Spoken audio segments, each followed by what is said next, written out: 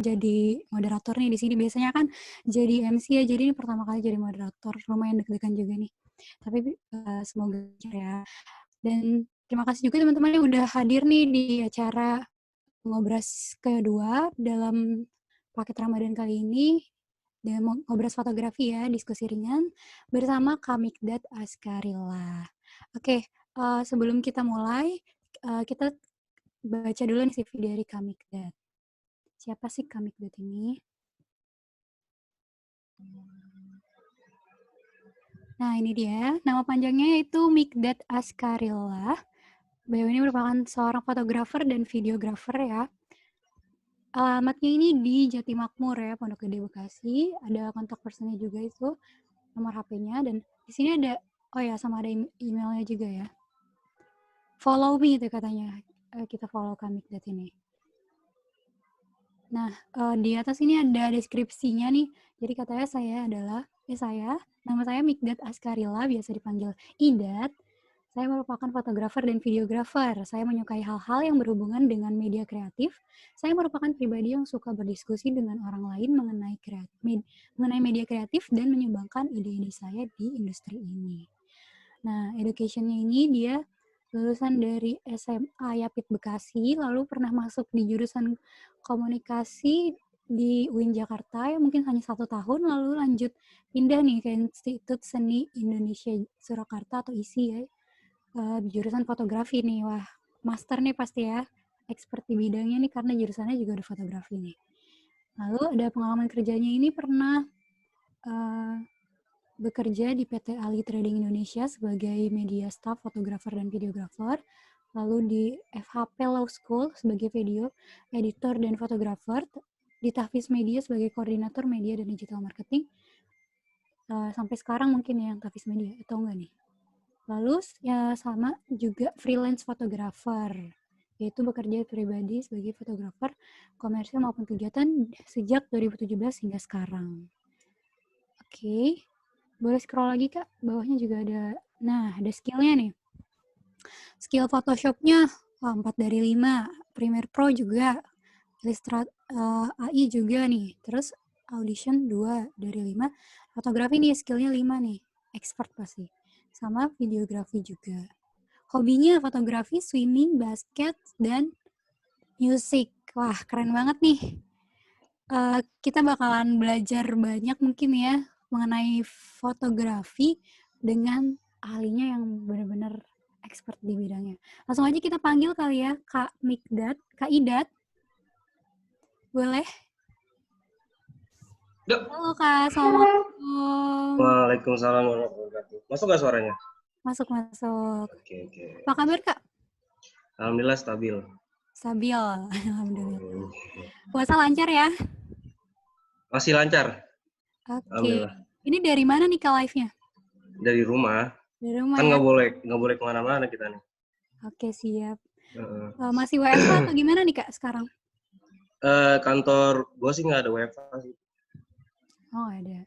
Tapi ya karena media, jadi kita nggak terpaut sama waktu kapan kita harus masuk. Jadi santai aja. Oke. Boleh Kak, langsung aja mungkin bisa dikasih penyampaian materi tentang dasar fotografi nih ya Kak. Oke, siap. Oke, dipersilahkan. Bismillahirrahmanirrahim. Assalamualaikum warahmatullahi wabarakatuh. Alhamdulillah, salatu wassalamu ala asyrofil mursalin wa ala alihi wasallam. Puji syukur kehadirat Allah Subhanahu wa taala yang memberikan kita banyak limpahan keberkahan, sehat iman, sehat Islam sehingga kita bisa ketemu di forum ini ya. Juga tidak lupa salawat salam kita haturkan kepada Nabi besar kita Nabi Muhammad SAW serta sahabat, keluarga sehingga kita insya Allah bisa menjadi pengikutnya umatnya di akhir zaman di surga neraka. Amin. Sebelumnya saya mau ucapin terima kasih banget buat Forsima yang udah ngasih kesempatan buat saya buat ngobrol bareng teman-teman di sini tentang fotografi. Sebenarnya saya nggak pengen ini ya ngajarin atau gimana, karena diskusi. Jadi mungkin teman-teman yang di sini insya Allah juga punya apa namanya, sudah pernah belajar fotografi atau paling tidak malah sudah berkecimpung di sana sudah lama. Jadi mungkin kita di sini bisa diskusi. Mungkin saya bisa sharing masalah apa yang saya sudah pelajari di kuliah dulu atau di pengalaman saya, dan teman-teman nanti siapa bisa sharing masalah apa yang sudah teman-teman banyak lakukan di fotografi. Aku kan sebelumnya ini suaranya jadi lagi kurang sehat, lagi ini pilek. Oke, kita mulai aja tentang fotografi dasar ya. Sebenarnya sebelum kita belajar tentang fotografi dasar, kita harus tahu masalah fotografi itu apa. Nah, fotografi itu adalah melukis dengan cahaya. Kenapa sih melukis dengan cahaya? Kalau basicnya fotografi itu, kalau kita ngomong sejarah sedikit, itu fotografi itu dari apa namanya, lukisan, gambar zaman dulu. Lalu berkembang menjadi foto. Ada kamera obscura yang pertama kali muncul. Kenapa memerlukan cahaya? Coba teman-teman banyak deh teman-teman moto saat kondisi low light atau nggak ada cahaya, atau lagi malam hari, atau tidak ada lampu lah, pokoknya pasti hasilnya akan gelap. Jadi teman-teman nggak bisa moto apa-apa. Jadi tanpa cahaya teman-teman nggak bisa moto apa-apa gitu. Jadi cahaya itu penting banget dalam foto gitu. Tanpa cahaya kita nggak bisa moto. Tapi bukan berarti kita nggak bisa moto dalam saat gelap ya, kita bisa menggunakan banyak cahaya. Seperti ada cahaya itu ada cahaya buatan, ada cahaya ilahi kita bilangnya. Cahaya buatan itu kayak lampu, flash, kamera eksternal internal, lalu ada center, itu kan cahaya buatan. Kalau cahaya ilahi kita bilang tuh cahaya asli itu kayak cahaya matahari, cahaya bulan gitu. Nah, sebelum teman-teman memotret itu, teman-teman harus tahu masalah fotografi dasar ini. Nah, ada 4 unsur penting dalam fotografi. Ada pencahayaan, efek gerak, atau kita bilang teman-teman di fotografi biasanya ngomongnya speed ya, kecepatan, lalu fokus, ruang tajam, dan komposisi. Yang pertama, kenapa pencahayaan sangat penting, yaitu tadi fotografi tanpa cahaya ibaratnya kita nggak bisa ngapa-ngapain gitu tanpa cahaya gitu. Bakal yang nggak bisa moto. Lalu di pencahayaan itu, di slide selanjutnya ya, ada lima arah cahaya gitu. Ada cahaya samping, cahaya atas, cahaya bawah, cahaya belakang. Biasanya kita bisa temuin itu saat matahari muncul, itu bisa kelihatan sih. Biasanya teman-teman fotografer itu sering bilang kalau misalkan cahaya yang paling bagus itu cahaya dari jam 7, jam 8 sampai jam 10, atau jam 4 sampai jam 5 menjelang maghrib, itu cahaya bagus. Tapi kalau saya pribadi, saya pribadi moto itu saya kurang melihat cahaya jam berapa sih, karena menurut saya mau cahaya jam berapapun insya Allah itu bagus, tapi memang kita harus perhatikan faktor-faktor kita mau motret objek apa sih. Kayak misalkan cahaya samping. Cahaya samping itu kira-kira bakal datang tuh bisa kita lihat di matahari itu pukul berapa sampai berapa. Biasanya teman-teman kalau misalkan pagi hari itu karena bumi itu matahari itu dari timur ke barat, itu matahari itu kadang-kadang di samping kita gitu kan. Samping itu kita bisa moto tuh dari cahaya samping. Pas matahari ada di bagian sini, teman-teman bisa memberikan objek di bagian depan, di bagian sebelah sini. Matahari enak sebenarnya kayak gini, enaknya pakai ini ya, tes langsung ya. Ini cahaya, ini objeknya. Nah, kita moto dari sini nanti, atau kita moto dari sini kita moto dari depannya. Saat seperti ini tuh cahaya yang di sini tuh bakal lebih banyak dibandingkan yang dari sini, karena cahaya ada di sini. Akan timbul, pokoknya banyak timbul cahaya samping nanti. Lalu ada cahaya atas. Biasanya kalau misalkan dari jam 11, jam 12 sampai jam 2 itu biasanya itu kita masukin dulu ya, belum. Oke. Nah, situ dulu. Cahaya atas itu biasanya jam 11 sampai jam 2 itu biasanya matahari ada di atas kepala kita tuh biasanya kita ngerasain panas banget kan. Nah itu biasanya coba teman-teman lihat deh, kalau misalkan teman-teman diem atau ngeliat temennya ngeliat teman kita di bawah cahaya itu biasanya shadow atau bayangan itu akan timbul di bawah. Nah itu kita namakan dengan cahaya. Kalau cahaya bawah itu biasanya cahaya dari bawah nih. Itu biasanya kita bisa dilihat itu dari lampu atau apa, dari kita buat cahaya buatan itu bisa dari bawah. Biasanya sih teman-teman itu dibuat kalau misalkan foto studio. Saya bisa ngasih tahu kalau misalkan pas foto di dalam studio ada main light dari atas ya, untuk memfokuskan atau memfokuskan dan apa namanya untuk mencahayakan lah bagian depan wajah ini. Nah ini biasanya kalau misalkan dari atas cahaya, di sini ada shadow dan cahaya bawah itu membantu untuk menghilangkan shadow yang ada di bawah di bagian sini tuh. Lalu ada cahaya belakang.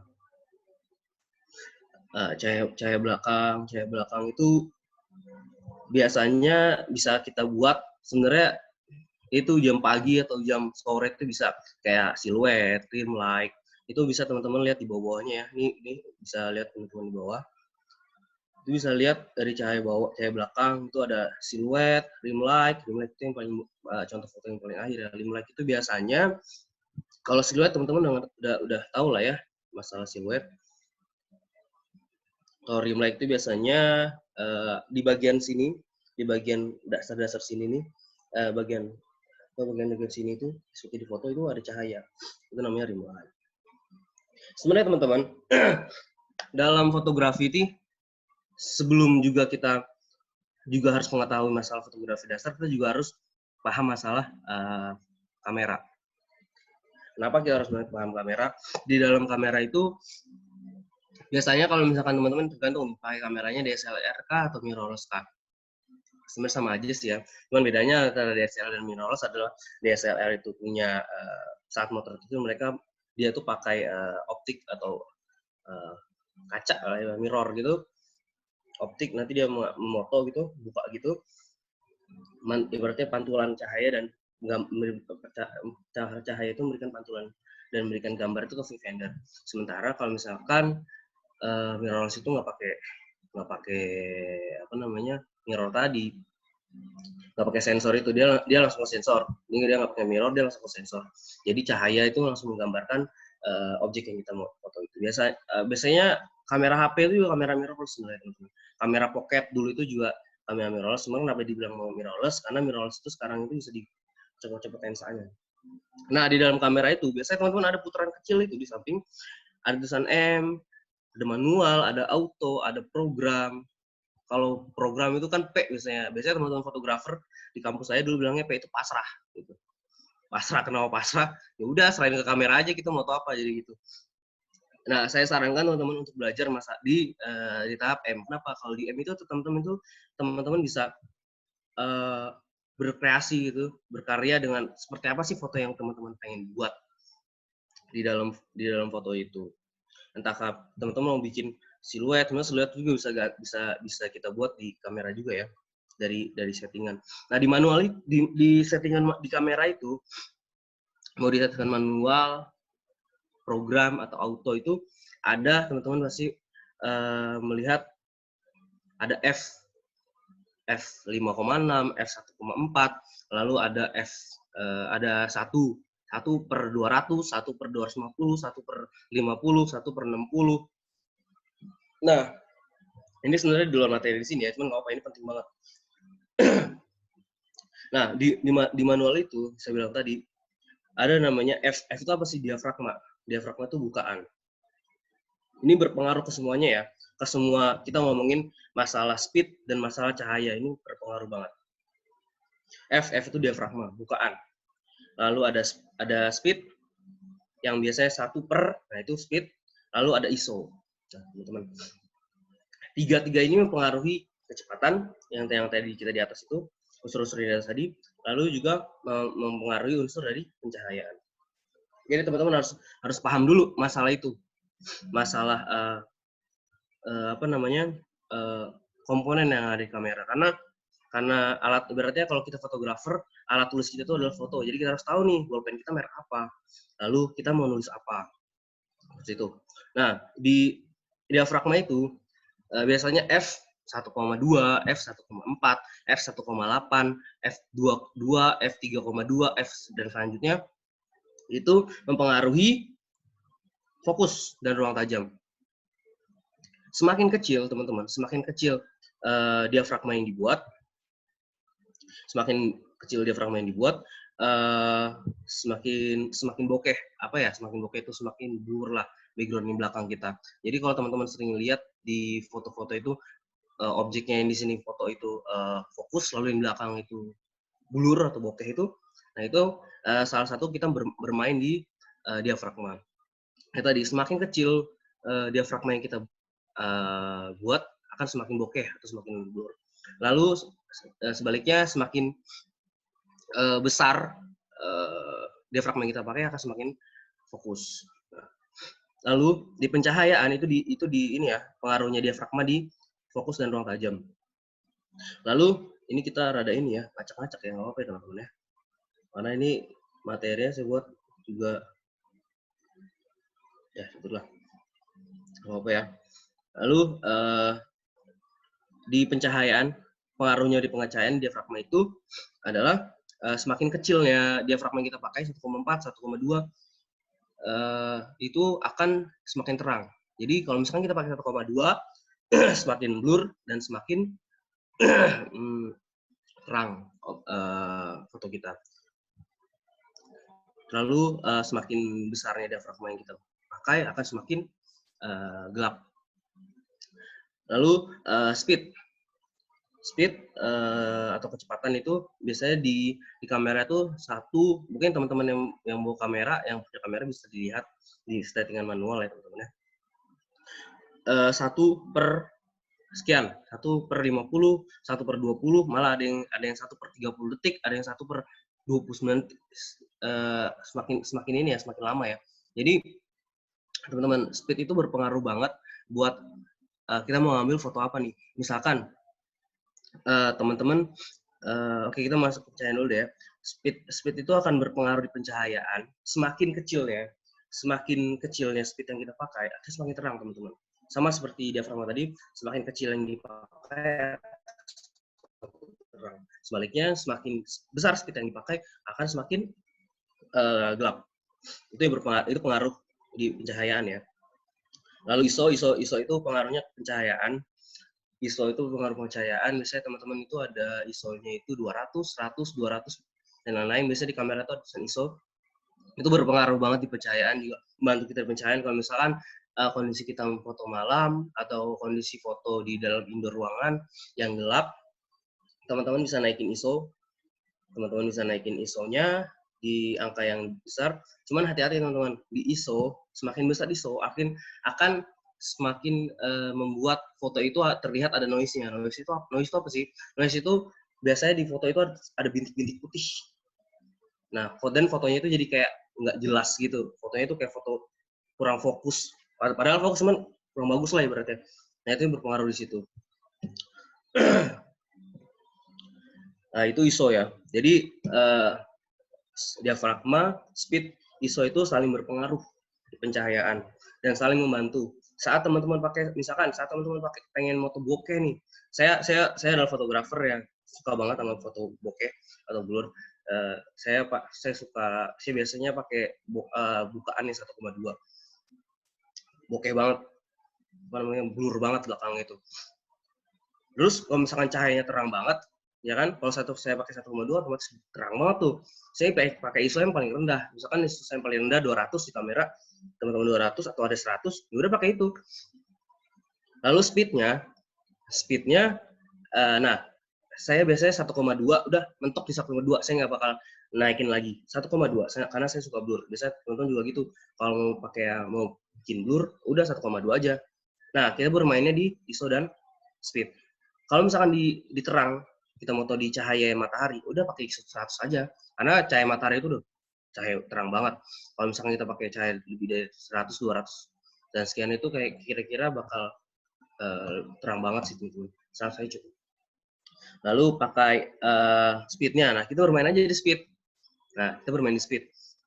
Sekiranya kalau misalnya 1,2 speed-nya kita coba-coba, oh mentoknya ya bagusnya rataannya nih lighting yang bagusnya itu di 200 atau di 100, ya udah kita pakai itu aja.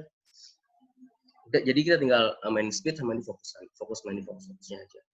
Seperti itu. Jadi speed, diafragma, ISO itu saling berpengaruh ke pencahayaan. Ya.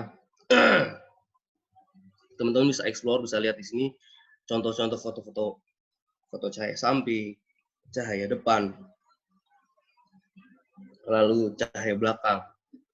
Nah, cahaya-cahaya ini juga teman-teman bisa perhatikan juga tergantung objek apa teman-teman mau buat. Apa namanya, foto apa sih yang teman-teman mau buat? Ataukah foto pemandangan kah? Ataukah foto potret manusia atau human interest? Atau foto produk?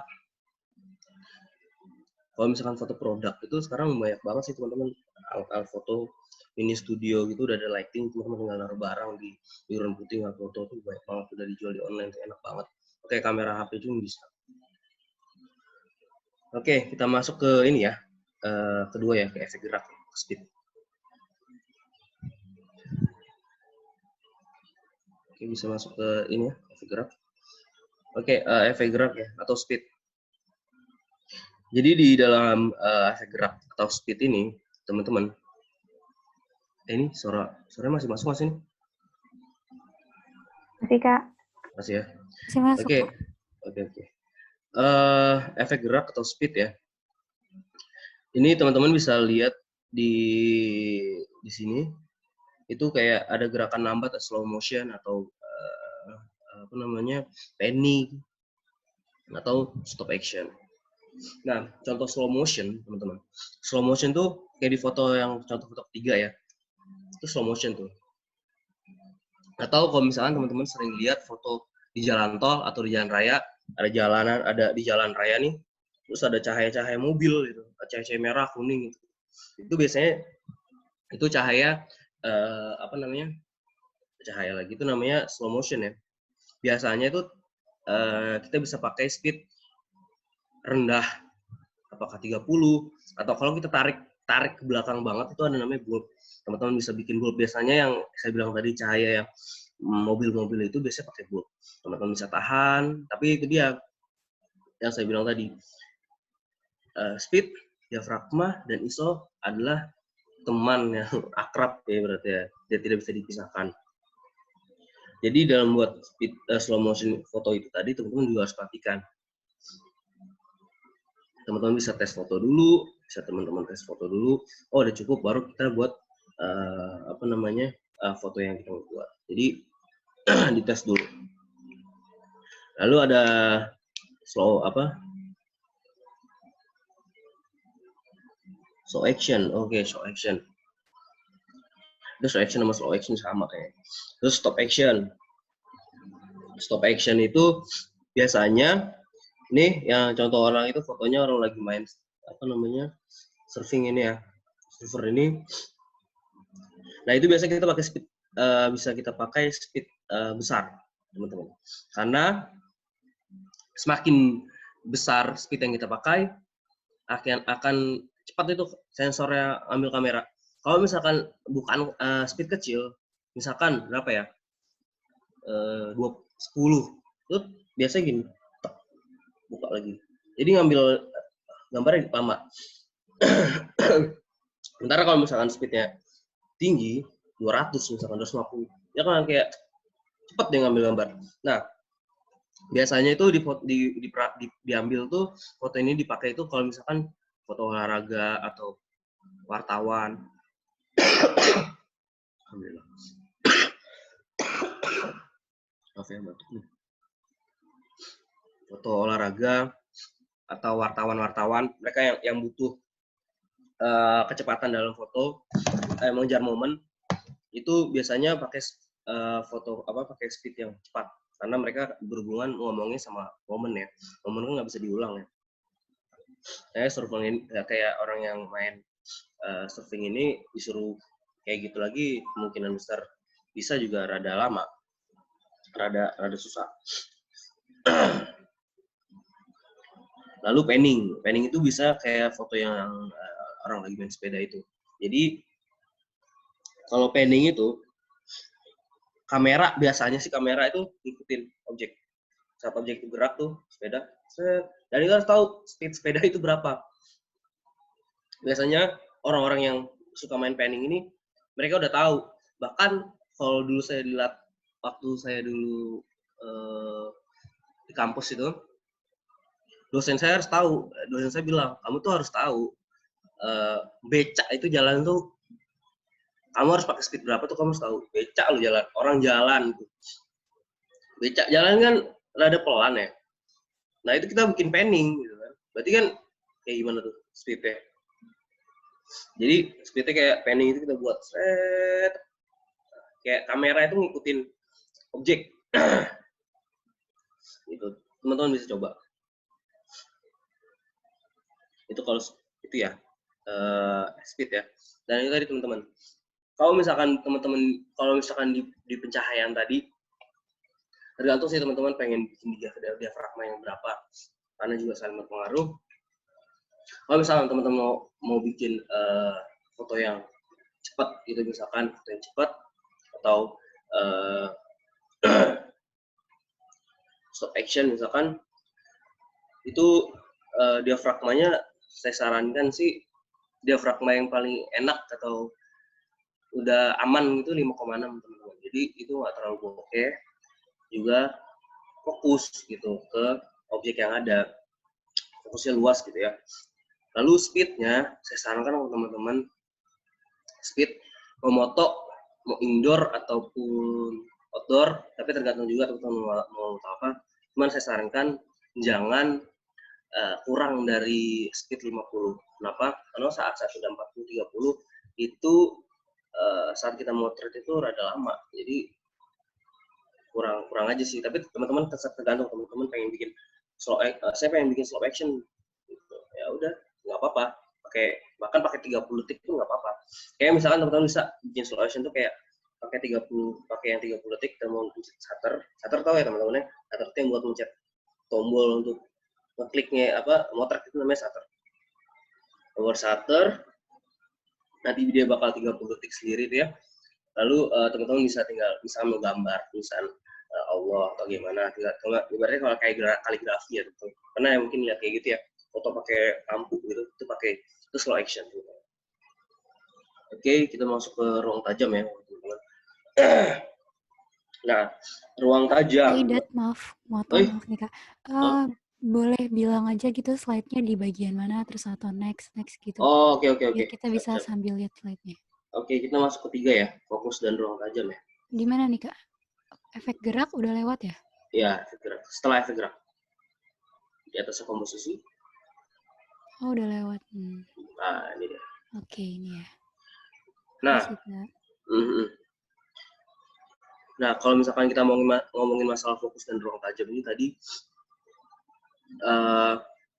dengan fokus dapat memberikan kesan kedalaman pada suatu foto dengan membuat efek blur pada latar belakang, latar depan atau latar belakang. Dengan mengatur kedalaman ruang dapat membentuk dimensi gambar.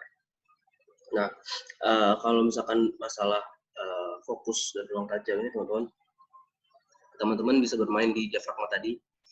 Semakin kecil diafragma yang teman-teman pakai, akan semakin blur latar belakang objek yang teman-teman foto gitu. Misalkan teman-teman foto orang, di belakangnya ada backgroundnya misalkan kotak, misalkan cahaya. Teman-teman fokusin ke sana, ke objek teman-teman tadi, orang tadi, atur cahaya segala macam untuk atur speednya di sana. Misalkan teman-teman pakai 1,2 aja, nggak atur speednya, foto itu belakang otomatis bakal blur. Kalau misalkan blur tuh cahaya biasanya bintik-bintik kecil, cahaya-cahaya gitu. Kayak di foto strawberry ini, fokus boleh di foto strawberry. Nah, teman-teman bisa lihat fokusnya kemana tuh, kan di daerah lingkaran ini, kalau bisa lingkarannya di belakangnya tuh blur kan, objek di sini tuh fokus di sini. Lalu di burung, teman-teman bisa lihat di burung ini kan burungnya fokus ya, di bawahnya boleh, foto bawahnya. Nah, foto di bawahnya, nah ini foto burungnya kan fokus, sementara di belakangnya blur.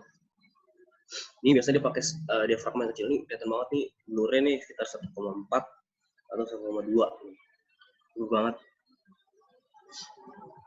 Lalu di bawahnya yang orang main tenis, nah itu belakangnya itu ya kelihatan kayak background gitu kan. Sebenarnya mungkin di belakang itu ada kursi atau apa, kita nggak tahu. Yang berwarna itu misalkan, jadi kelihatannya nggak ada, jadi kelihatan kayak background aja gitu. Ini paduan ini juga bisa pakai ini, pakai speed cepat ya. Teman-teman bisa lihat, mungkin ini bisa ngebayangin gimana cepatnya bergerak. Nah, bisa bawahnya lagi gambar bunga, di bawahnya bunga itu yang gambar sayuran. Nah, ini sayuran ini bisa lihat, kita teman-teman bisa lihat ya. Kita lihat di sini, ini fokusnya luas. Biasanya nih kalau misalkan buah ini namanya point of interest.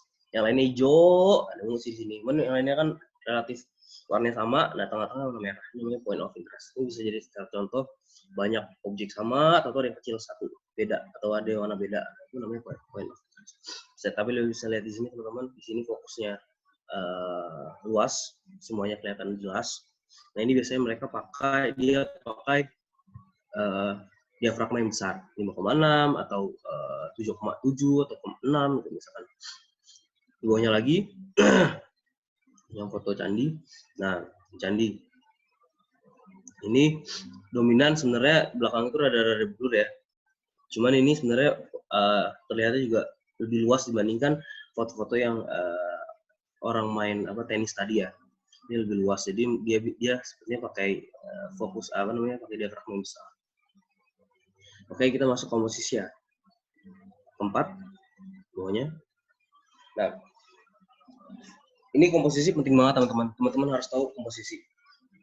Selain teman-teman harus tahu masalah cahaya kayak gimana, lalu speednya mau buat kayak gimana, lalu fokusnya harus kayak gimana dalam membuat sebuah karya. Nah, komposisi itu penting banget karena nilai estetik itu kan akan kelihatan juga salah satu di sini. Nah, komposisi dapat mendukung ekspresi dan keindahan susunan bentuk dalam sebuah foto. Komposisi dalam fotografi diantaranya adalah warna, bentuk bidang, tekstur, sudut pandang, format, irama, seimbang proporsi, dan lain-lain. Selain komposisi yang tepat, maka sebuah foto tidak menjadi datar, flat, tapi menjadi sebuah foto yang berdimensi. Komposisi merupakan jalan termudah untuk pertajam kemampuan dalam fotografi. Pada saat melakukan penelitian dengan pengaturan komposisi yang baik, foto yang kita buat akan semakin baik. Oke, boleh masuk ke foto yang bawah. Oke, ini teman-teman bisa lihat ya.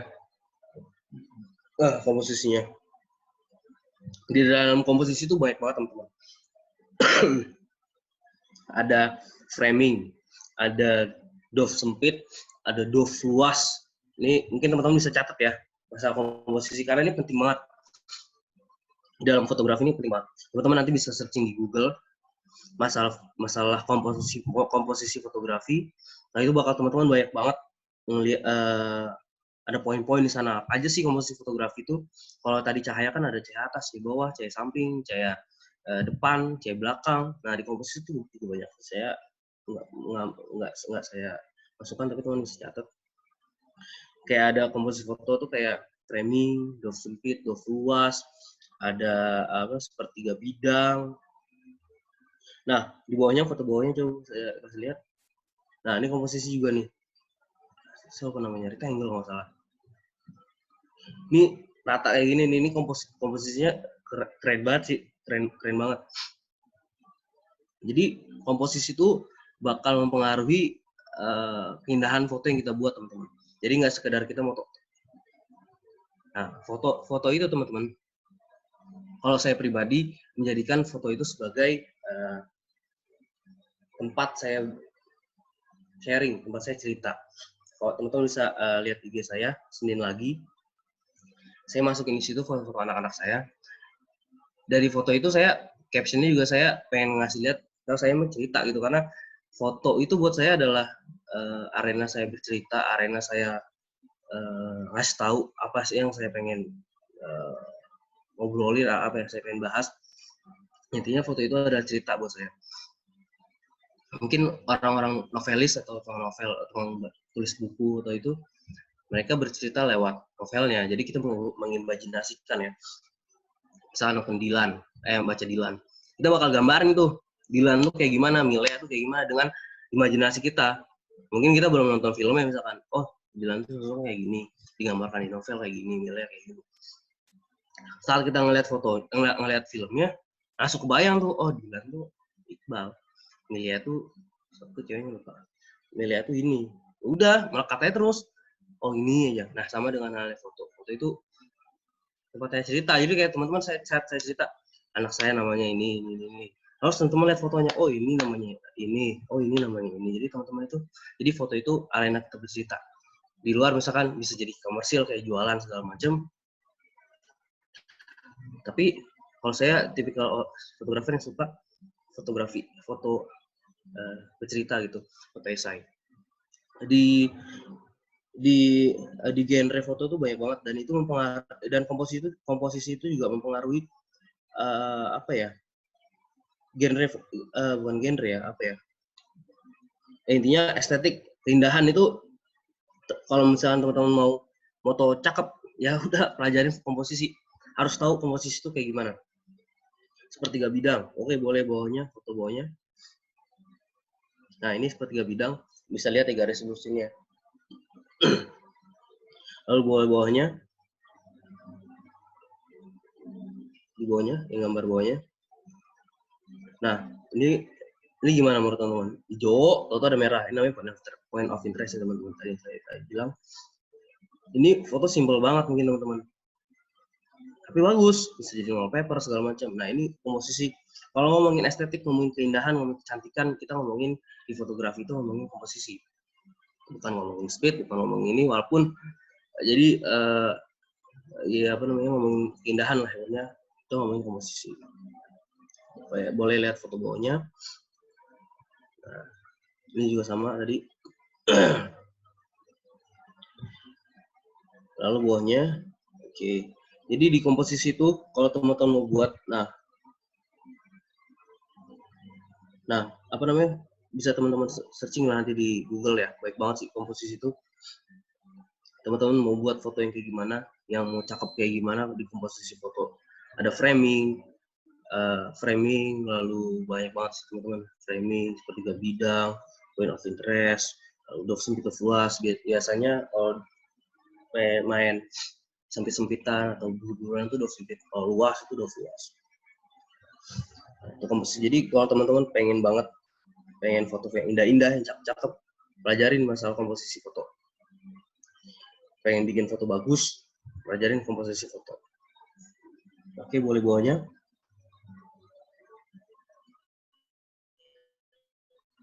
Nah, setelah main dasar-dasar fotografi, sebenarnya ini enaknya ini ya, apa namanya, foto itu enaknya praktek. Kalau dulu saya di kampus itu teman-teman, semester 1 langsung dicekokin fotografi dasar sampai semester 2. Saya cuma dikasih tahu speed itu kayak gimana. Nih speed. Ya udah, mungkin foto slow motion, stop action, segala macam foto. Jadi saya belajar bukan otodidak ya. Walaupun sharing juga sama dosen, tapi intinya fotografi itu ilmu praktek ya. Jadi nggak bisa kita ngeliat teori kayak gini, harus praktekin. Gimana sih speed? Belajar langsung, tahu masalah speed. Oh, speed kayak gini. Ibaratnya udah dikasih bumbu nih gitu kan. Ya udah, lanjutin langsung masaknya. Jangan habis dikasih bumbu langsung diem aja, langsung praktek. Kalau misalkan mau belajar foto gitu. Saya masuk dunia fotografi karena saya tidak menyukai pelajaran matematika. Saya waktu masuk komunikasi itu, saya mengetahui kalau misalnya ada apa sih statistik segala macam, wah saya pusing. Saya memilih jurusan yang tidak ada matematikanya. Terpilihlah fotografi. Di luar saya suka ada foto. Dan tapi saya sama sekali nol banget dalam foto itu. Saya tahu motret aja. Saya nggak tahu itu foto bagus atau enggak. Yang penting saya moto. Saya setelah masuk kampus, sharing ya. Setelah masuk kampus, saya moto asal-asalan. Ibaratnya tanpa ada komposisi keindahannya, saya nggak peraturin, saya moto-moto aja. itu saya konsultasi foto di fotografi dasar itu. Foto saya satu memori itu ada 64 giga di format sama dosen. Dan dosen saya bilang, ini anak saya umur 2 tahun bisa foto kayak gini. Gimana rasanya itu? Udah kita moto banyak-banyak, atau itu saya nggak backup ya.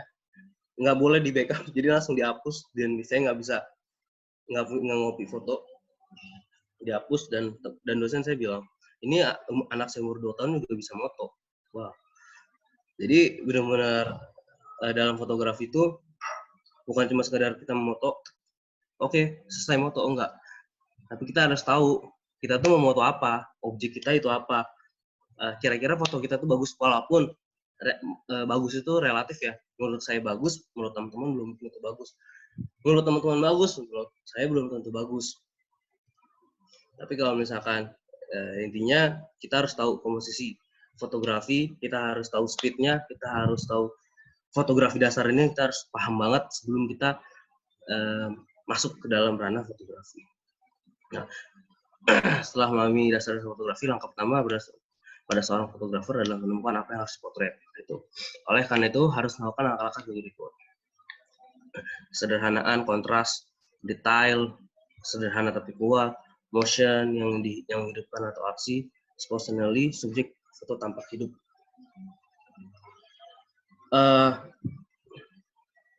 Sebenarnya kalau kesederhanaan, teman-teman tergantung ini poin-poin ini, teman-teman tuh mau memotret apa sih? Di dalam fotografi itu banyak banget genre fotonya, atau ibaratnya kalau misalkan HP ya, itu banyak banget merek HP-nya, gitu kan. Kamera juga banyak banget merek kameranya. Kayak fotografer itu banyak banget genrenya. Tergantung teman-teman mau jadi fotografer jurnalistik, mau teman-teman mau jadi fotografer komersil, yang moto wedding, yang moto barang-barang produk brand-brand dan segala macam, atau teman-teman mau jadi fotografer baik banget teman-teman. Itu bisa teman-teman temukan itu nanti kalau misalkan teman-teman sudah mendalami, sudah masuk ke dalam fotografi gitu. Oh, ternyata saya suka banget foto common interest, saya suka banget foto orang-orang gitu. Wah, teman-teman bakal interesting di situ sendiri. Oh, saya ternyata suka banget foto wedding. Dan teman-teman bakal pelajarin itu lebih dalam gitu kan, dibandingin genre foto yang lainnya. Jadi fotografi itu harus dipelajarin dan disukain ya teman-teman ya. Jadi itu tadi, foto itu teman-teman saya harap jangan asal foto. Kenapa jangan asal foto?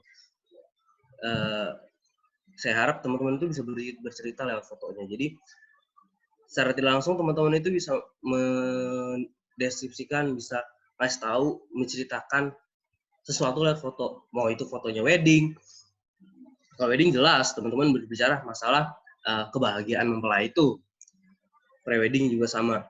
Brand, teman-teman misalkan brandnya es buah, teman-teman mau menggambarkan kalau es buah ini dingin, seger diminum, enak, buahnya seger, wah segala macam. Itu kan cerita. Teman-teman kayak saya foto anak gitu, saya main gambarin anak saya baru lahir, anak saya udah tumbuh besar, saya mau ceritakan, itu ada cerita di situ. Jadi jangan foto jalan, fotonya apaan? Tinggal foto aja iseng. Jangan kayak gitu. Kalau bisa ada ceritanya, walaupun itu jelek atau bagus, itu relatif teman-teman. Intinya foto itu adalah buku gambar teman-teman. Teman-teman. Oke, boleh bawahnya. Nah, unsur lain yang diperhatikan yaitu teknik dari story. Nah, itu dia. Saya dulu pernah moto di penjara anak. Saya pernah bikin foto esai dan saya pameran di Solo. Itu pameran tunggal di Solo di kampus saya. Saya menceritakan di sana, ini fotonya saya nggak share ya. Itu saya cerita masalah kehidupan anak-anak yang di penjara gitu. Mungkin teman-teman belum tahu, kalau misalkan anak, ada yang tahu juga mungkin ya, anak-anak itu ada yang umuran berapa ya, 11, 12 sampai umur 17 tahun, kalau salah itu masih dihitung anak-anak. Saat mereka melakukan tindak kasus pidana segala macam, mereka dipenjara di sana. Itu di Purworejo, Jawa Tengah. Itu saya, di foto itu foto esai ya, foto cerita saya ngasih tahu kalau misalkan teman-teman di sana itu ada yang sekolah, ada yang obat, Mereka bilangnya kalau penjara itu pesantren.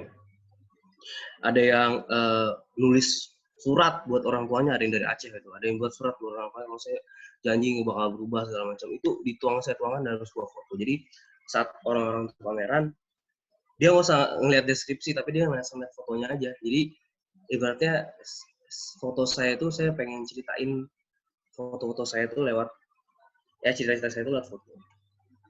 Teknik, gaya, teman-teman bisa ngomongin masalah komposisi, teknik itu ngomongin masalah speed segala macam. Nah, story dalam fotografi berhubungan dengan pesan. Nah, pesan apa yang ingin Anda sampaikan kepada pemirsa? Ada yang lihat. Oke, bawahnya boleh, foto bawahnya. Nah, kalau misalkan foto ini komposisinya jelas banget tuh, keren banget. Nah, teman-teman bisa lihat foto ini, mungkin fotografernya mau ngasih lihat kalau misalkan kayaknya di India ya, atau di Indonesia. Gimana sih kondisi masyarakatnya nih? Apakah sudah layak atau belum? Sudah pantaskah mereka di sana? Ini bisa jadi foto jurnalis nih, kalau menurut saya ini foto jurnalis juga nih. Ini ada ceritanya nih, pasti fotografernya cerita. Di bawahnya boleh? Ya pokoknya di bawah foto-foto ini adalah foto-foto yang bisa dibilang ada ceritanya, dan teman-teman dari lihat di sini pasti langsung tahu nih ya. Oh di sini, oh ini di jalanan, di Prambanan, anak-anak lagi sekolah. Walaupun menurut saya ini fotonya kurang ya, di sini masih banyak bocor. Oke, bawahnya. Oke, ini keren sih. Lagi nembak kayak gini, orang Pakistan apa orang India nih. Lagi moto kayak gini. Cita mungkin ini juga jurnalis juga bisa. Masuk ke humanitas juga bisa. Tapi jelas ya ceritanya di sini mama, nenek, belajar nembak. Mungkin mau ada perang atau kayak gimana. Ceritanya di sini teman-teman. Bawahnya. Itu boleh foto bawahnya. Nah, oke, nih di sini juga keren nih. Saat orang lagi kumpul, nggak tahu nih orang Bali kah atau apa. Mereka berkumpul kayak gini. Menurut saya keren dia. Cuman kalau saya sih ngeliatnya biasa. Oke, bawahnya. Oke, terus lanjut. Nah, itu kan pilot lagi keluar. Ini ada ceritanya kan teman-teman. Jadi nggak sekedar foto. Ini ada ceritanya gitu teman-teman. Oke, kita langsung ke bawah belakang aja. Teman-teman bisa ngeliat foto-fotonya, ini foto-foto yang ada cerita di dalam foto ini, ya. Ada cerita di dalam foto-foto ini. Dan fotografer ini pengen menyampaikan pesan, entah itu pesan senang, pesan duka, pesan apa untuk kita belasungkawa atau segala macam, atau sedih segala macam lah. Pokoknya ada cerita di dalam foto-foto ini. Oke, langsung ke slide paling bawah ya. Yang oke, nih. Nah, dalam penciptaan karya fotografi ini tentunya mengalami suatu rangkaian dan proses yang panjang. Oleh karena itu, dalam berkarya seni harus melalui pertimbangan perencanaan yang matang. Saya waktu tugas akhir saya dulu, saya itu Maret setahun kalau salah. Lulusnya karena saya bingung mau bikin foto apa. Saya bingung foto apa. Akhirnya di tahun terakhir saya kuliah, tahun kelima saya kuliah. Nah, saya ngambil putusan untuk foto portrait, foto orang, tapi dengan make up. Jadi foto orang saya make up full foto. Tapi dari situ saya cerita. Ini di yang teman-teman mau lihat foto ini saya mungkin bisa lihat nanti, bisa nge-DM saya Instagram atau gimana. Jadi foto di TA saya itu gambarin masalah, ini nggak ada visualnya, nggak seru. Apa? Di visual di tugas akhir saya itu saya nggambarin sosok wanita-wanita yang saya make up full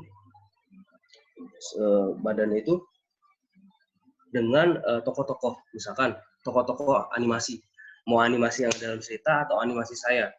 Kan namanya animasi tergantung ya, terserah saya sebagai pencipta karya. Ada yang tentang siren, tahu siren ya teman-teman ya, mungkin ya, itu makhluk laut. Saya gambarin siren itu seperti apa, dan seperti apa ya itu terserah saya, karena saya menggambarkan siren itu sesuai dengan apa yang saya pikirkan dan apa yang saya gambarkan akhirnya. Lalu ada putri-putri segala macam saya gambarkan. Jadi terus dalam misalkan teman-teman memfoto komersil, teman-teman harus perhatikan, memfoto brand, memfoto barang segala macam, teman harus perhatikan backgroundnya kayak gimana, terus template-nya kayak gimana, yang bagus tuh susunannya kayak gimana, backgroundnya kayak gimana. Teman-teman harus direncanakan, jangan sekedar foto barang tag angle yang nggak jelas dari atas atau angle yang kurang bagus, kepotong dan kurang gitu. Dan kalau misalkan teman-teman foto orang, saya sarankan jangan pernah memotong palanya. Misalkan foto orang, palanya sini hilang. Atau emang teman-teman yang suka kayak gitu nggak apa-apa. Dari sejadi melakukan itu. Cuman kalau saya tipikal fotografi yang melihat unsur itu. Kalau saya motong kepala orang di sini, ini kepala orang kemana? Tangan orang cuma satu. Yang saya foto orangnya gini, misalkan tangan satu. Nanti orang nanya, bisa melihat ini tangannya mana? Kok cuma satu doang? Orangnya buntung tangannya. Enggak kan? Padahal enggak. Tangannya misalkan teman-teman bisa direct modelnya atau orangnya tuh, Mas Pak tangannya di depan ya, Mbak tangannya di depan ya, tergantung mau digimanain. Unsur-unsur seperti tadi itu yang hal kecil yang menurut saya mempengaruhi estetik dari foto yang teman-teman bakal buat. Lalu rencanakanlah foto-foto yang teman-teman mau buat itu seperti apa, mau kayak gimana, dan perhatikan juga ini foto apa, objeknya apa. Terus seorang fotografer harus dapat melihat dan ikut merasakan suasana sekelilingnya, melihat benar-benar tidak hanya dalam penggunaan dan arti sehari-harinya, melainkan juga dalam aspek visualnya yang mulai dengan kematangan komposisi, pemahaman mengenai elemen visual. Dalam arti lain, seorang fotografer dituntut untuk mengerti tentang insting, rasa, atau preferensi estetik. Kalau kita ngomongin masalah itu, kita bilangnya science of art ya, rasa, jiwa seni gitu.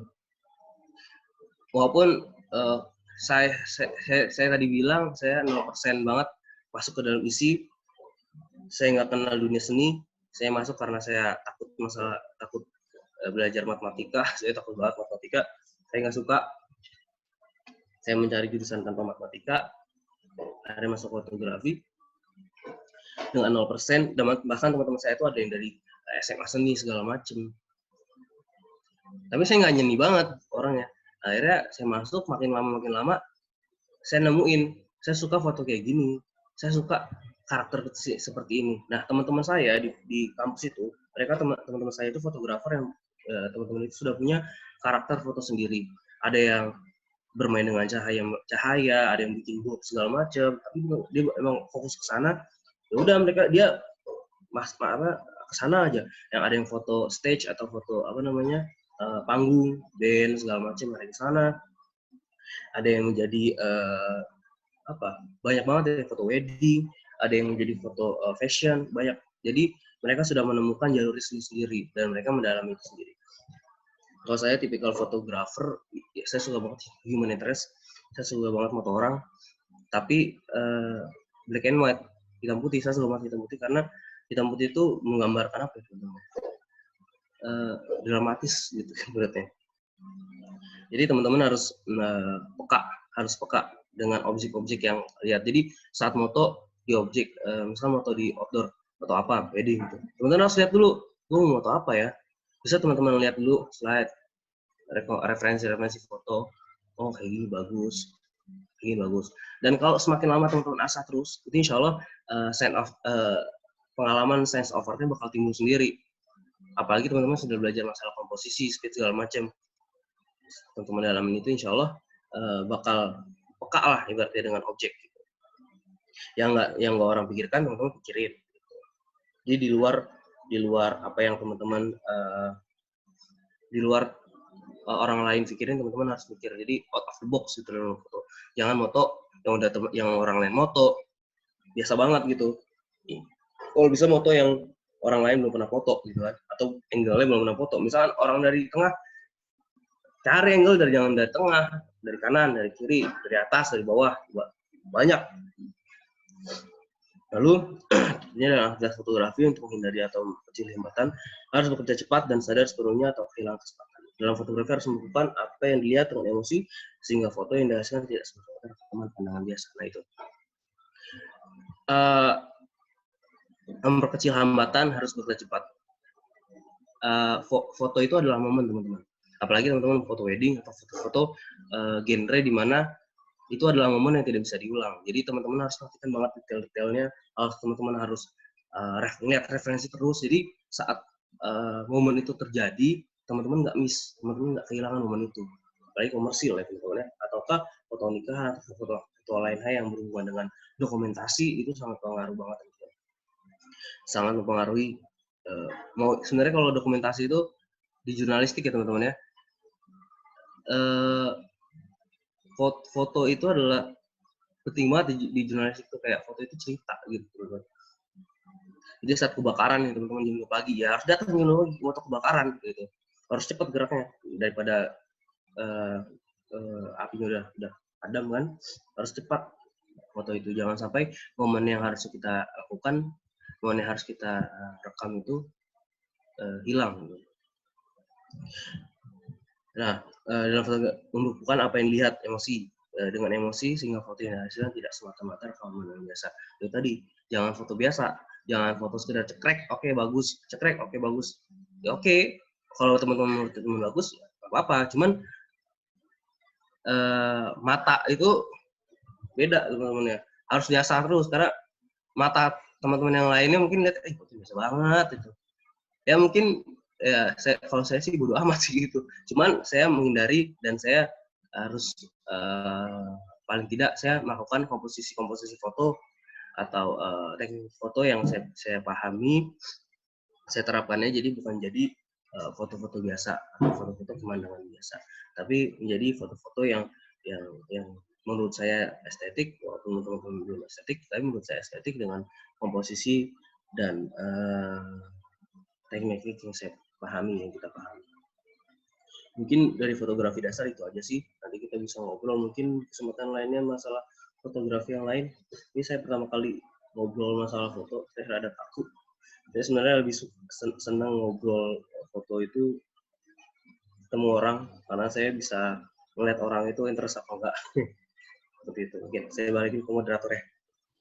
Oke, makasih banyak Kak. Oh ya sebelumnya Kak, tadi kan di awal-awal slide-nya banyak yang kelewat ya, boleh dijelasin lagi nggak gitu yang tentang foto-foto aja tuh biar kita kayak tahu dikit-dikit aja nih maksudnya apa. Oke, dari cahaya depan ya. Iya. Oke, pencahayaan.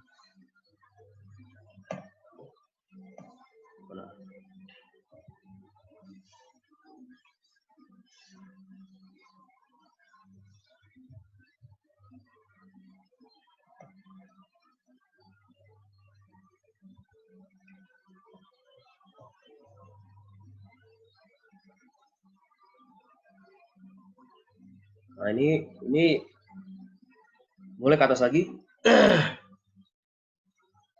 Ke atas lagi. Terus.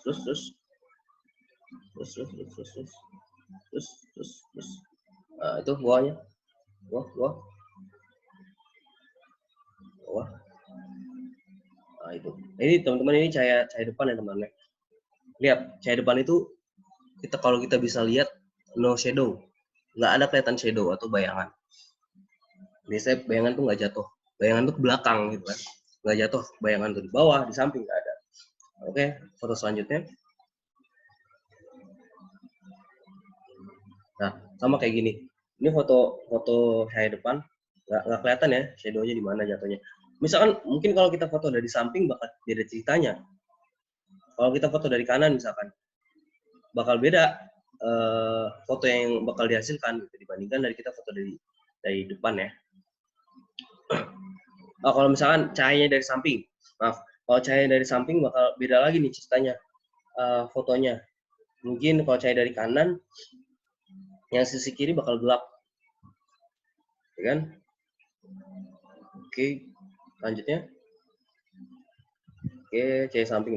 Nah ini cahaya samping teman-teman. Kalau teman-teman lihat, itu wajah bapaknya itu sebelahnya hitam, ya kan? Itu sebelahnya hitam, lalu sebelahnya lagi terang tuh, glowing gitu.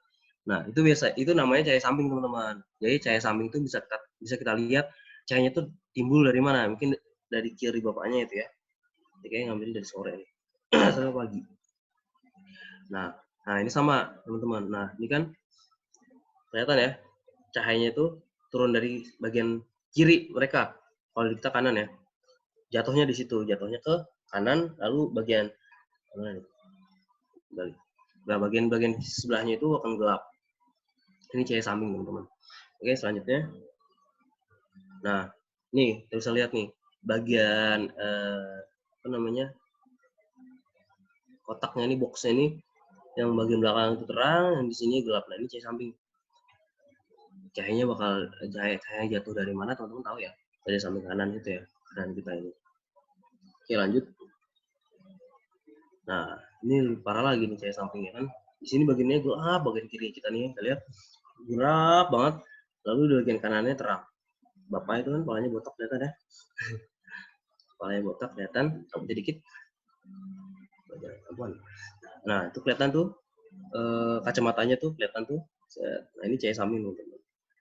Cahaya samping tuh asik kalau misalkan teman-teman bermain cahaya samping kayak gini nih. Objek-objek kayak gini nih. Ya. Oke, lanjutnya. Cahaya samping itu teman-teman biasanya sering dipakai sama toko-toko atau fotografer orang-orang kayak gini nih, community profile, walaupun community profile juga banyak yang motonya cahaya rata ya, tapi juga banyak nih yang pakai foto apa namanya cahaya samping, karena kalau cahaya samping itu lebih apa ya, lebih kesan 3 dimensi itu kelihatan gitu loh, lebih asik lah bermain dengan cahaya samping juga. Oke, bawahnya cahaya atas ya. Nah, ini cahaya dari atas teman-teman, bisa kelihatan ya pantulan cahayanya di botol yang putih ini, dari pirnya juga ini, dari bawahnya gelap kan.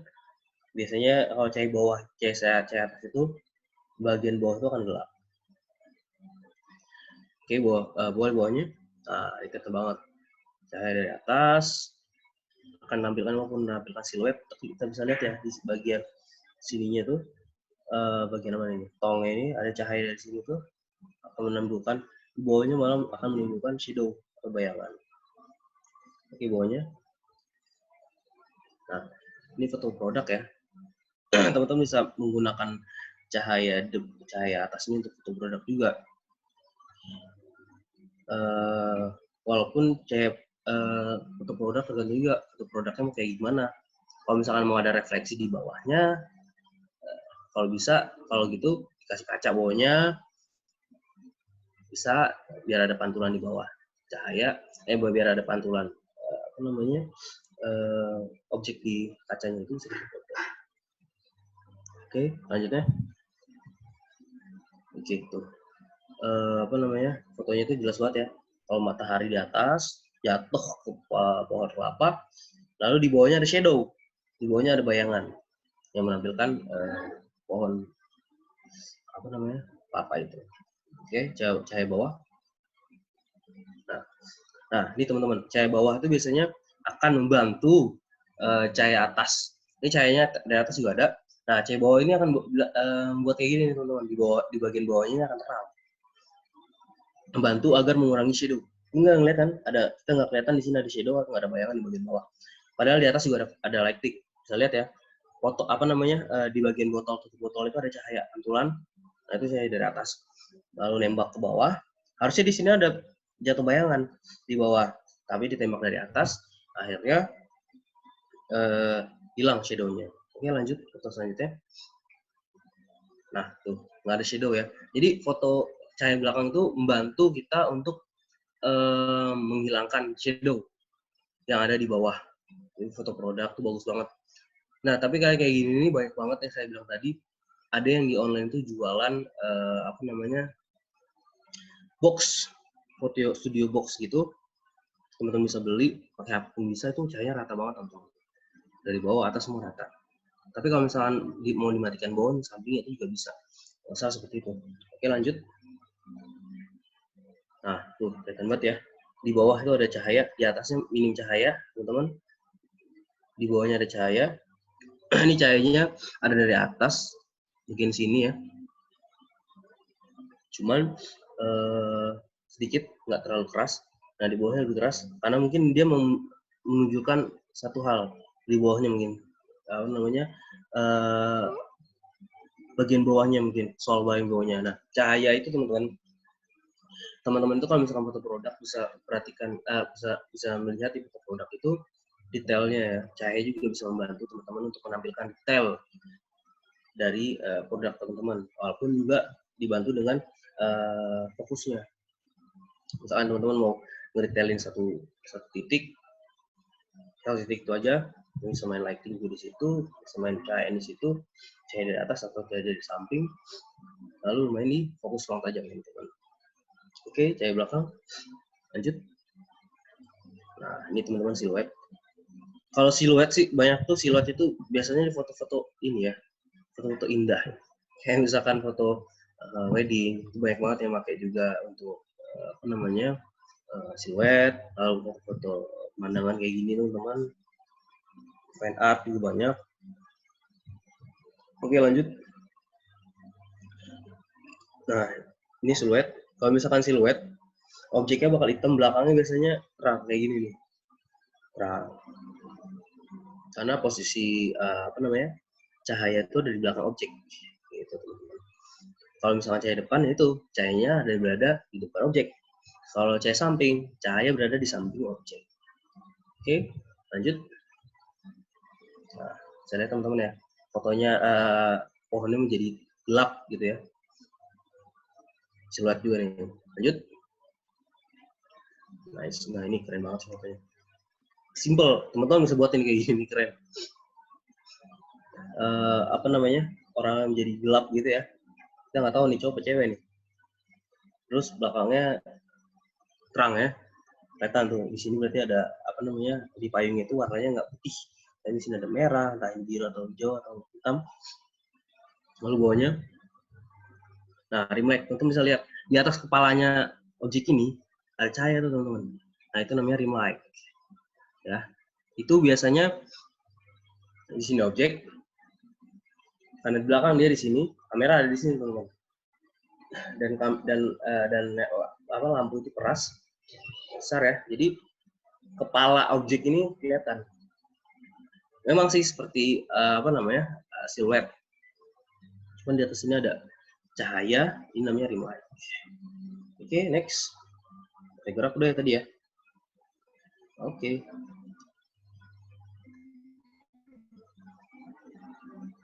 Oh, ada Shoki. Oke, sudah ya Kak? Ya. Oke, terima kasih Kak atas materinya. Sekarang dibuka sesi untuk tanya jawab. Mungkin udah ada nih ya yang ingin bertanya. Syauki Diaul Haq, dipersilahkan di unmute dan bertanya.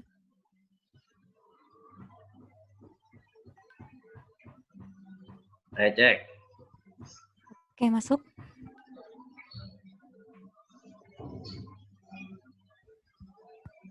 Kak Syauki, silakan. Ya, halo, assalamualaikum Mas Idat ya namanya. Ya, Mas Ucek. Ya, Mas, saya pengen nanya nih soal fotografi. Orang bilang, kan ada yang bilang, saya juga bingung sih, katanya foto itu tergantung kameranya. Ini jadi misalnya orang foto bagus atau enggak itu, ya hasil dari kameranya itu sendiri yang canggih gitu. Berarti orang di balik itu kan pemula atau pro mungkin nggak begitu berpengaruh kali ya, atau gimana ya, saya kurang paham soal foto. Apa sebenarnya pro itu bisa ke semua kamera? Kalau misalnya orang yang pro kita kasih kamera HP jadul, bisa nggak dibikin kamera bisa hasil foto yang bagus gitu? Kita balik itu misalnya orang yang pemula dikasih kamera yang bagus banget gitu, ingin dites dites sama orang yang udah pro banget tapi dikasih kamera Ayo. Itu gimana ya, saya kurang paham. Bisa jadi bagusan mana, jadi ngaruh gak sih kamera itu? Ya, terima kasih, itu aja sih nanyanya Mas Idat. Terima kasih ya. Oke, makasih Kak Syauki. Jadi, apakah kamera itu mempengaruhi hasil dari foto bagus itu tergantung kamera atau enggak? Kan sekarang juga banyak tuh ya Kak, orang-orang yang udah mulai pakai HP, tapi bisa ngambil foto bagus tuh. Benar sih, kalau kamera itu sebenarnya kan kayak buku tulis ya. teman-teman kayak pakai buku tulis merek apapun bisa nulis gitu, pakai buku AVS pun satu lembar bisa nulis gitu. Cuman kayak pulpen misalkan, mau teman pakai pulpen apa itu juga bisa. Cuman kan enak-enakan, pulpen yang murah belum tentu enak dipakai, pulpen mahal pasti enak dipakai. Itu sama halnya dengan kamera. Sebenarnya teman-teman bisa moto dengan kamera yang biasa, kamera HP itu bisa banget, karena teman-teman banyak di grup komunitas fotografer, komunitas fotografi kamera, baik kamera atau ada iPhone segala macam, dia bisa menghasilkan foto yang bagus. Tapi coba teman-teman lihat itu foto diedit apa enggak. Foto diedit apa enggak, karena kita nggak bisa bohong kalau misalkan foto itu ada yang bisa bilang fotografer atau editor, teman-teman. Ya, kalau fotografer tanpa harus diedit, harusnya fotonya udah bagus. Kalau editor, ya fotonya gimana juga ntar diedit juga bisa bagus. Tapi kalau misalkan masalah alat, sebenarnya semakin mahal alat teman-teman yang teman-teman punya, akan semakin membantu teman-teman untuk menghasilkan foto yang bagus. Tapi kalau misalkan teman-teman punya kamera yang bagus, kamera mahal, misalkan pakai Leica, misalkan Leica itu kameranya aja bisa beli mobil, motor lah ya berarti, lensanya aja bisa beli mobil lah ya. Itu tapi teman-teman nggak tahu komposisi, teman-teman nggak tahu teknik cara makainya, nggak tahu tadi speed apa, diafragma apa, ISO apa, teman-teman asal moto, ya bukan foto bagus, ya foto biasa aja gitu. Sementara teman-teman kan kamera bagus kan harusnya bisa menghasilkan foto yang bagus, tapi tidak dibantu dengan skill yang bagus, tidak dibantu dengan belajar komposisi dan lain-lain tadi, ya hasilnya akan membuat foto biasa aja. Jadi sebenarnya yang penting adalah teman-teman punya skill dulu. Teman-teman udah mengetahui teknik, udah mengetahui komposisi dalam fotografi, mau pakai kamera apapun, insya Allah bisa menghasilkan foto yang bagus. Gitu, Mas Auki. Oke, makasih banyak nih Kak. Jadi mungkin di next sharing kita bisa sharing juga nih Bu tentang gimana cara foto pakai HP yang bagus ya Kak. Bisa jadi materi selanjutnya mungkin ya. Bisa, insya Allah. Oke, selanjutnya dari Forcing Bekasi, silahkan. Dianit aja. Assalamualaikum warahmatullahi wabarakatuh. Ya, Bang Migdat mau nanya, ada tipsnya nggak buat foto produk yang tapi sendiri gitu, jadi kayak di rumah aja gitu, jadi misalnya ada saran-sarannya kayak misalnya buat lightingnya gitu-gitu, terus kayak cara pengambilan fotonya itu biar bayangan produknya itu nggak terlalu kelihatan, kan tadi mungkin ada penjelasan dari cahaya bawah itu kan yang buat ngilangin shadow-nya itu. Nah, tapi kan kalau di rumah bingung juga kayak kalau cari dari bawah itu sumbernya dari mana gitu, kayak bingung aja untuk lighting-nya gitu. Sama mungkin angle foto itu juga mempengaruhi dari foto produknya juga apa enggak? Itu aja, Kak. Terima kasih. Oke. Ini apa namanya? Intinya foto di rumah pakai alat apa gitu ya? Foto produk pakai, kan kameranya mungkin kalau misalnya dari HP apakah bisa juga gitu kalau kayak. Oke. Tadi saya bilang di sekarang tuh di online teman-teman bisa ngeliat di Tokped atau di platform startup jual-jualan sekarang nih, teman-teman bisa cari aja mini studio gitu. Itu bisa membantu banget teman-teman yang punya produk-produk mungkin tapi produknya nggak besar ya teman-teman ya. Saya nggak bisa mempraktekkan berapa ukurannya, tapi memang nggak besar. Tapi kalau kayak jam, HP, es buah itu bisa masuk ke situ. Nah itu cahayanya itu rata teman-teman, dari atas bawah itu kalau nggak salah mereka sudah rata. Tapi kalau misalkan memang belum rata, teman-teman bisa bantu dengan flash, atau teman-teman bisa pakai HP, bisa buat kurangin dari bantuan HP dari bawah, atau pakai center atau apa yang lebih rata ya, untuk membantu cahaya bawahnya itu bisa banget. Jadi alatnya, kalaupun teman-teman kiranya pengen buat alatnya, itu bisa banget. Tapi teman-teman bisa searching di Google itu mini studio DIY, do it yourself.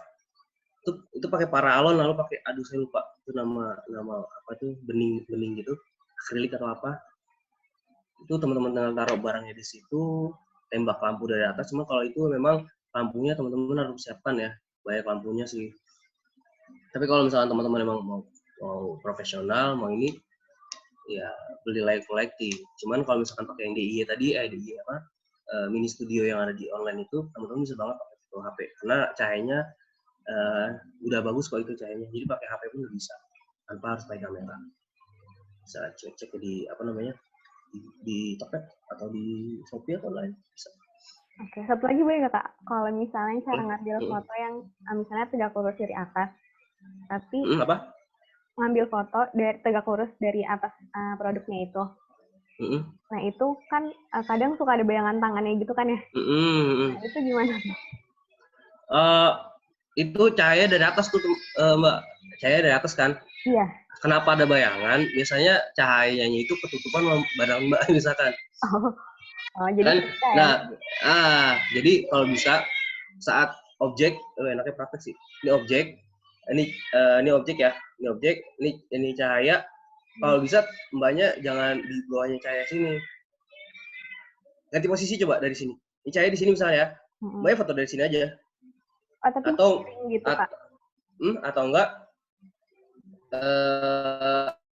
enggak apa namanya gimana ya bagusnya ya, atau enggak tuh bisa pakai bantuan lah ibaratnya apa kayak tripod atau apa. Biasanya sih kalau saya buat foto kayak gitu saya pakai bantuan alat, jadi saya nggak harus masuk di situ. Oke. Kasih Kak.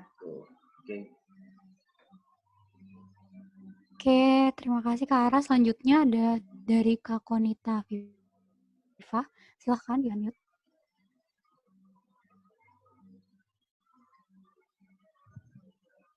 Kak Konita silahkan bertanya langsung. Kak Konita dibacain ya Kak, ada di room chat. Oh maaf ya. Izin bertanya ya. Rekomendasi aplikasi HP yang bagus untuk mengedit foto Kak apa? Syukron. Kalau saya sih ngedit foto, kalau di HP ada Photoshop, ya di HP ada Photoshop, ada Visco, masalah juga bagus. Cuman saya lebih sering pakai Photoshop sih karena lebih enak aja. Pun juga kalau misalkan di aplikasi di HP kan tanpa kita install juga ada tuh edit, itu juga bagus. Tapi itu dia, nanti dieditnya dikit aja gitu. Karena kan kalau saya dulu saya nggak jago edit, jadi mendingan saya bikin foto bagus, saya ngeditnya dikit aja. Jadi fotonya dasarnya udah bagus, jadi tanpa harus edit banyak udah bagus. Tapi kalau misalkan aplikasi HP yang bagus tuh bisa dipakai Photoshop. Ada yang bayar, ada yang gratis juga ada. Cuma kalau misalkan bayar mungkin kayak apa namanya di dalam aplikasinya itu banyak yang dibayar ya. Itu misalkan kalau bayar pasti kan gratis, itu banyak sih. Pakai Photoshop itu bagus.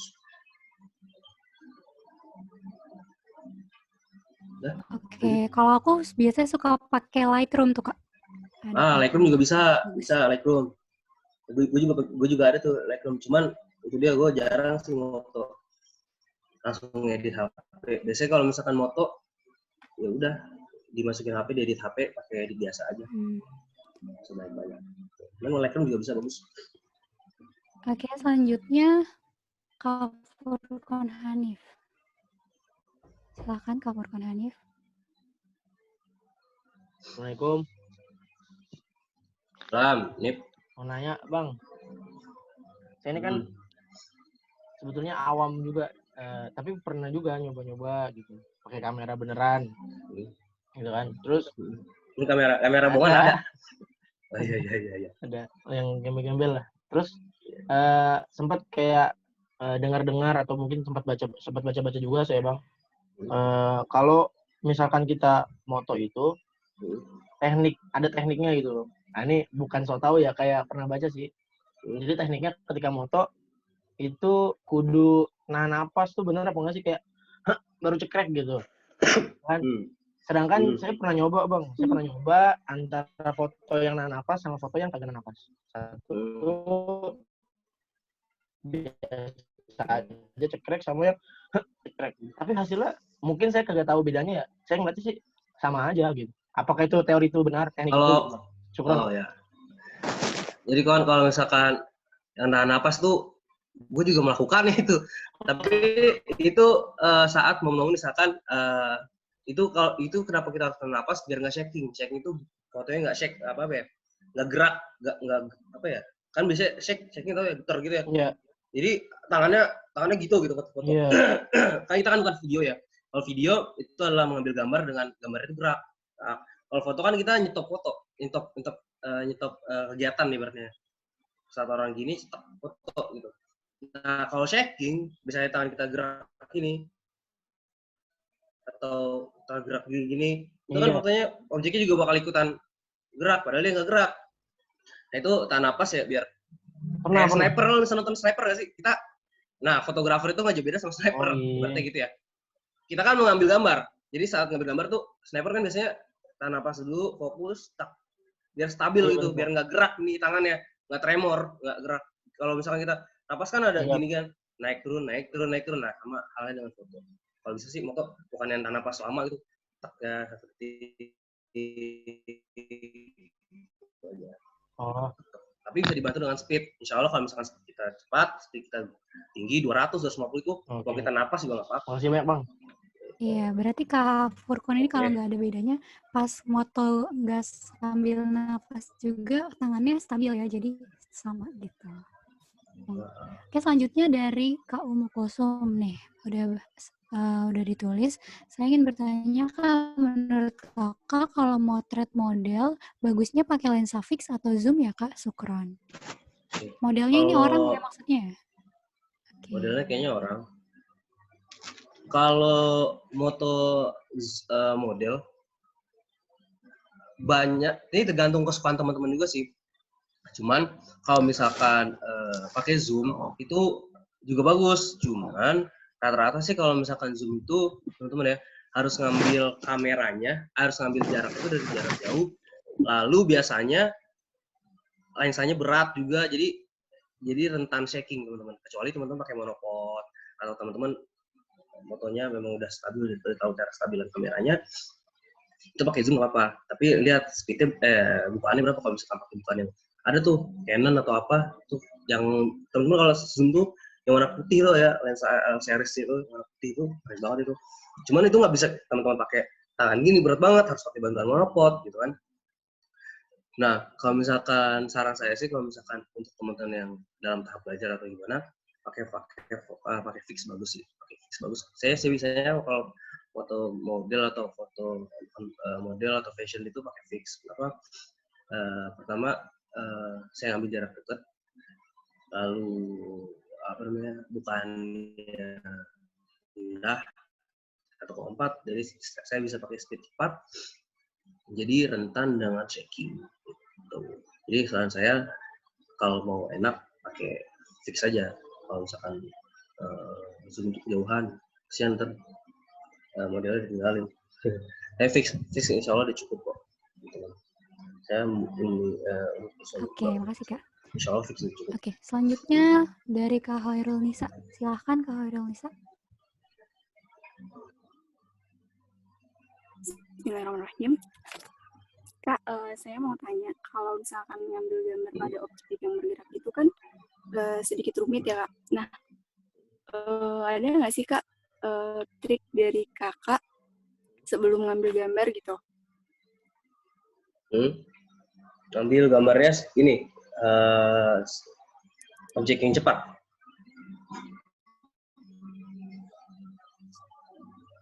Halo? Nah, gimana?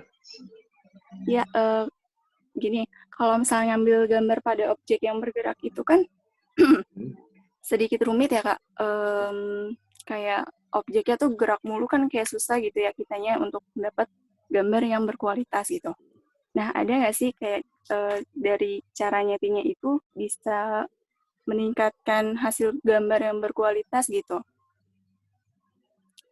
Paling banyak bisa pakai kalau misalkan objek bergerak tuh, apalagi cepat ya, itu perhatiin banget di speed. Jangan pakai speed rendah. Kalau pakai speed rendah pasti bakal shaking, atau pasti bakal orangnya udah gerak, itu bakal kayak ada bayangan atau badan gerak. Itu biasanya kalau misalkan pakai speed rendah dan objek bergerak cepat itu momen yang nggak dapet, lalu shaking segala macam. Shaking itu bukan pengaruh juga dari yang tadi Volkan bilang ya, tarik nafas segala macam, tapi dari speed rendah pun tentu saya buat hasil foto yang shaking yang kurang bagus gitu. Jadi perhatiin banget makanya di speed. Jangan pakai speed rendah, jangan pakai speed di bawah 50, ya kalau bisa pakai 100, itu insya Allah udah cukup sih. Dan untuk cahayanya bisa diperhatiin di diafragma atau di ISO. Jadi udah pakai 100 mentok, udah masih dinaikin, masih diturunin, udah pakai 100. Udah kalau mau dicahayain, diterangin, udah masih main ISO misalkan. Mau pakai ISO, mau objeknya mau luas, vokalnya mau luas, udah pakai 5,6 misalkan. Speednya 100, udah ISO-nya dimainin. Oh, udah 8, naikin ISO aja. Nggak usah rubah-rubah yang lain. Kayaknya di speednya aja udah membantu teman-teman buat bisa ngambil foto dengan gerak cepat gitu. Iya, berarti di speednya aja ya, Kak? Di speed. Terima kasih. Itu penting banget buat ngambil foto cepat. Oke, terima kasih Kak Hoirul Nisa. Selanjutnya ada yang PC ke admin, Kak Kumi. Silakan Kak Kumi.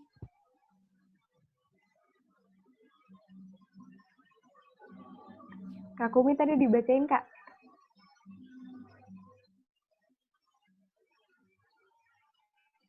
Oh, udah ya? Ya ampun, maaf. Ada lagi nggak nih yang mau bertanya? Maaf ya. Kaum Kulsum tadi ya, Kak Kumi. Hehe. Ada lagi yang ingin bertanya, Kak? Oh, mau nanya 2 kali boleh nggak, Kak Syauki? Boleh?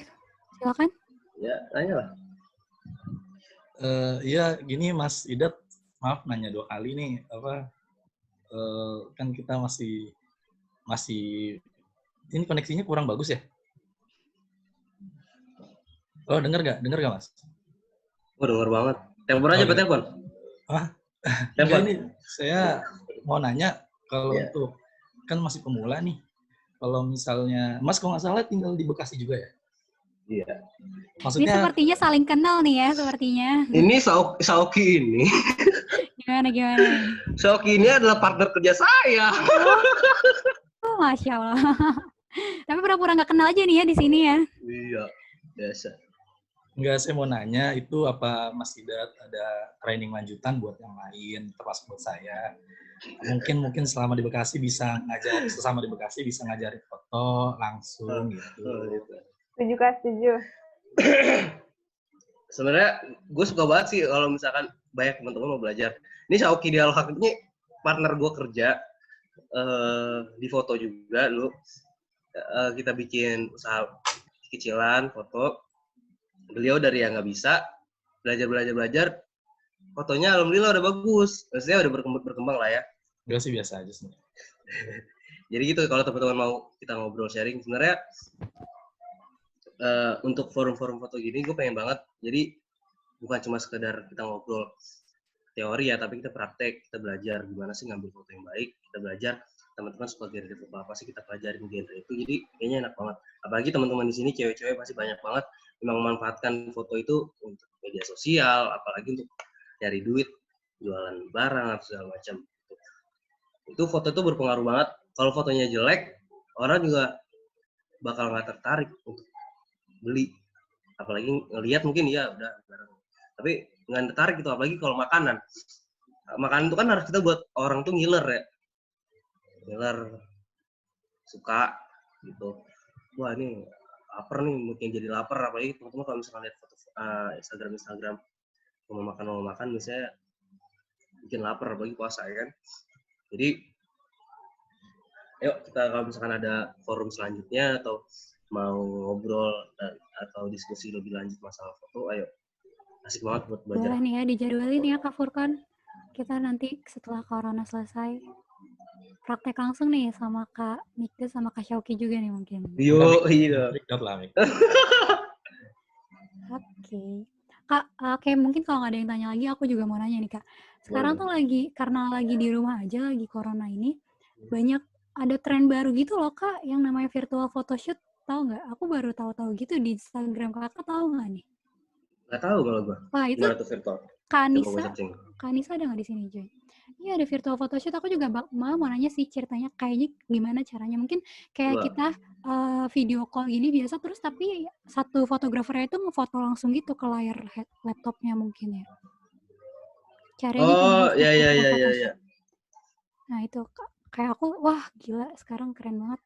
Ada Ini yang aja gitu ya. kayak foto gini-gini tuh ya? Iya gitu. Ini Fotonya dari rumah itu motonya dari keren rumah. sih. Mungkin kakak bisa praktekin nih di sini. ini sih kalau ini bisa dibuat pakai aplikasi juga bisa mungkin ya, atau enggak teman-teman foto kirim foto ke fotografernya, dia edit gampang. Oh iya, atau cuma screenshot doang? Screenshot juga enggak sih nih kalau screenshot. Ini bisa screenshot. Cuman kalau misalkan gue lihat dari fotonya nih, ini fotonya resolusinya juga bagus. Cuman kalau misalkan dari kamera layar laptop kayaknya kan kurang nih ya. Kecuali mungkin kayaknya cahayanya bagus, mungkin bisa bagus. Bukan, maksudnya jadi kita video call nih pakai laptop. Nah, kakak seorang fotografer itu foto langsung pakai kamera, tapi yang difoto layarnya. Gitu bisa nggak sih? Apa gimana? Oh ya bisa. Iya, itu kan maksudnya virtual photoshoot gitu nggak sih? Gue sih belum memahami ya dengan virtual photoshoot ini ya. Cuman kalau misalkan membuat foto yang kayak gini, yang apa namanya, ini bisa dibilangnya apa ya, ditata-tata gitu tuh, diedit juga di Photoshop ya sejam jadi.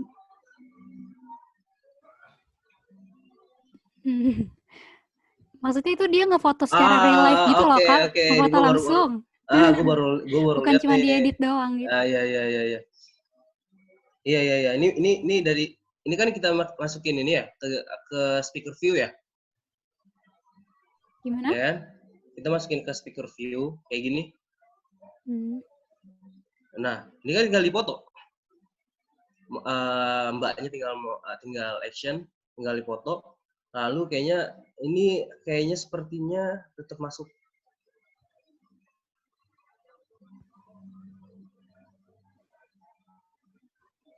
Ya. Gue baru ngerti masalah virtual photoshoot. Iya, baru banget itu emang, Kak. Baru banget ya.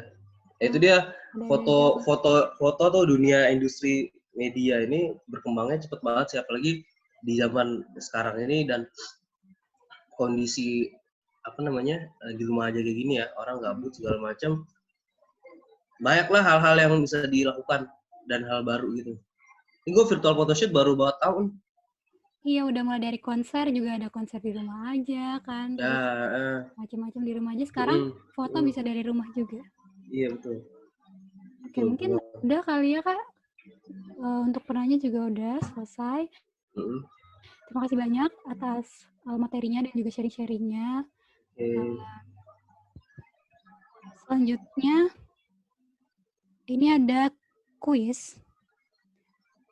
Oke, kita berikan tepuk tangan dulu nih mungkin buat Kak Mikdad. Gimana ceritanya tepuk tangan online? Makasih banyak Kak Mikdad.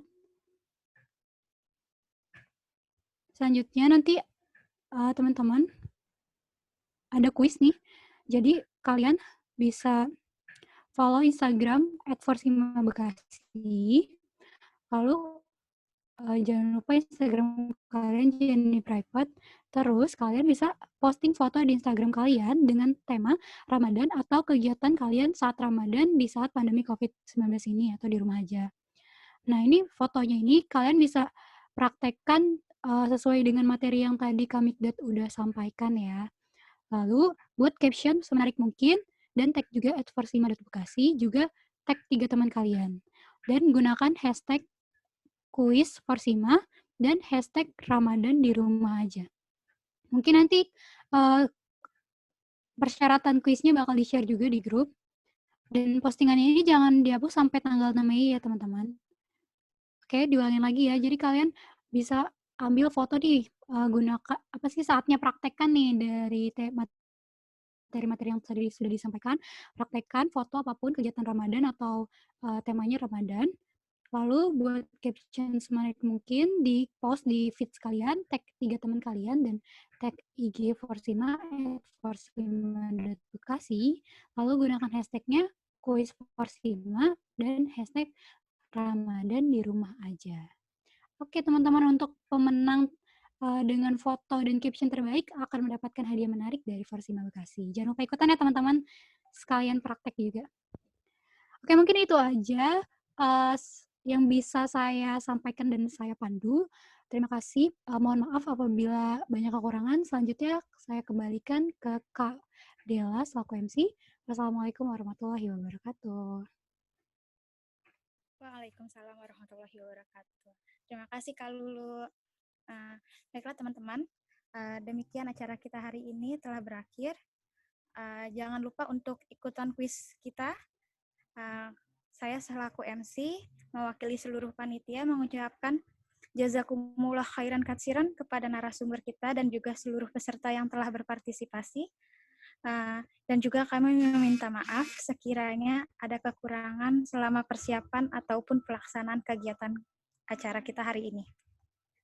Semoga acara kita hari ini bermanfaat dan kita bisa bertemu kembali pada acara-acara Forsima yang selanjutnya.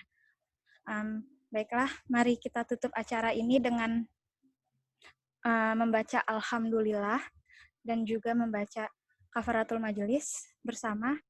Subhanakallahumma wa bihamdika asyhadu alla ilaha illa anta astaghfiruka wa atubu ilaik. Amin. Ya, sekali lagi saya ucapkan terima kasih kepada semuanya. Saya selaku MC mengundurkan diri. Wassalamualaikum warahmatullahi wabarakatuh. Waalaikumsalam warahmatullahi wabarakatuh.